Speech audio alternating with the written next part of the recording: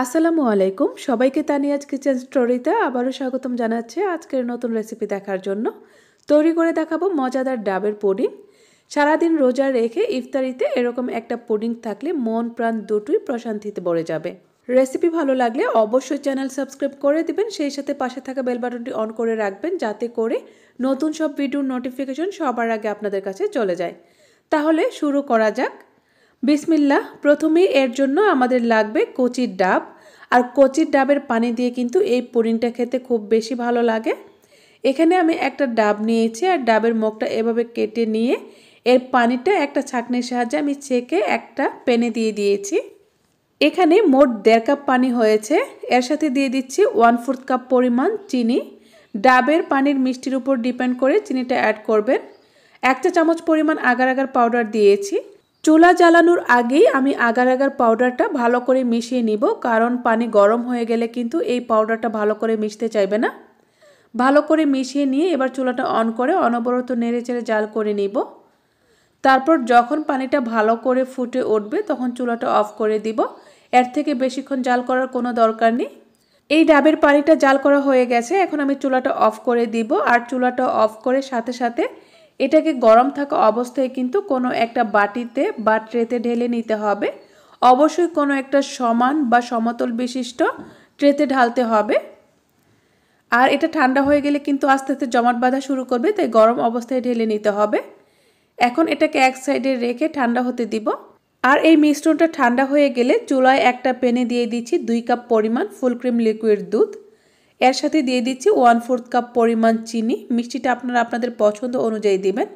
সাথে দিয়ে দিচ্ছি 1.5 চা চামচ পরিমাণ agar agar powder. Agar agar পাউডারটা সেমভাবে দুধটা ঠান্ডা থাকা অবস্থায় ভালো করে মিশিয়ে নিয়ে চুলাটা আমি অন করে দিয়েছি।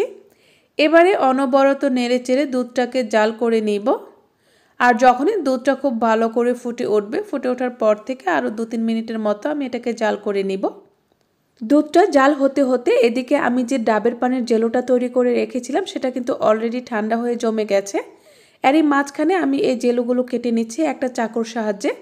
এরকম ছোট ছোট কিউব আকারে কেটে নিচ্ছি। আর এই কাজটা দুধ জাল করা অবস্থায় করতে হবে, কারণ হচ্ছে দুধ জাল করার পর চুলাটা অফ করার পর সেই দুধটা কিন্তু খুব বেশিক্ষণ রেখে দেওয়া যাবে না, কারণ দুধটা ঠান্ডা হতে হতে কিন্তু অলরেডি সেটা জমাট বাঁধতে শুরু করবে।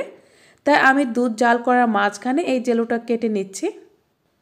সম্পূর্ণ জেলোটা এভাবে কেটে নেওয়ার পর এখন এগুলোকে একটা স্প্যাচুলার সাহায্যে আলগা করে দিচ্ছি। আপনারা যারা আমার এই ভিডিওটি ফেসবুক পেজ থেকে দেখছেন তারা কিন্তু চাইলে আমার ফেসবুক পেজটিও ফলো দিয়ে রাখতে পারেন যদি ফলো না করে থাকেন। জেলোগুলো আলগা করে নিয়ে এখন যে বাটিতে আমি পুডিংটা সেট করব তার মধ্যে ঢেলে নিচ্ছি। এরই মধ্যে আমাদের দুধটাও জাল করা হয়ে গেছে। এখন আমি চুলাটা অফ করে দিব।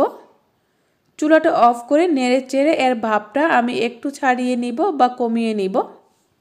2-1 মিনিটের মতো দুধটাকে নেড়ে চেড়ে নিয়ে এবার আমি যে বাটিতে জেলোগুলো রেখেছিলাম সেই বাটির মধ্যে এই দুধটা ঢেলে দিচ্ছি। এবারে একটা স্প্যাচুলার সাহায্যে জেলোগুলোকে একটু ছড়িয়ে দিচ্ছি। তারপর এটাকে ঠান্ডা হওয়ার জন্য 1 ঘন্টার মতো আমি রেস্টে রেখে দিব। চাইলে আপনারা নর্মাল ফ্রিজে রাখতে পারেন যদি হাতে সময় কম থাকে। তো এরই মধ্যে এই পুডিংটা সুন্দরভাবে জমে গেছে। সাইড থেকে চাকুর সাহায্যে একটু আলগা করে নিচ্ছি যাতে করে মোল্ড আউট করার সময় এটা ভেঙে না যায়। তারপর মোল্ড আউট করার পর দেখতেই পাচ্ছেন মাশাআল্লাহ কতটা সুন্দর এবং লোভনীয় লাগছে, আর কতটা বাউন্সি হয়েছে এই পুডিংটা, দেখলেই যেন চোখ জুড়িয়ে যায়। রেসিপি ভালো লেগে থাকলে অবশ্যই ভিডিওটিতে লাইক এবং কমেন্ট করে দিবেন, সেই সাথে আপনার ফ্রেন্ডস এবং ফ্যামিলির সাথে শেয়ার করবেন। সাথে থাকার জন্য সবাইকে অনেক অনেক ধন্যবাদ। আল্লাহ হাফেজ।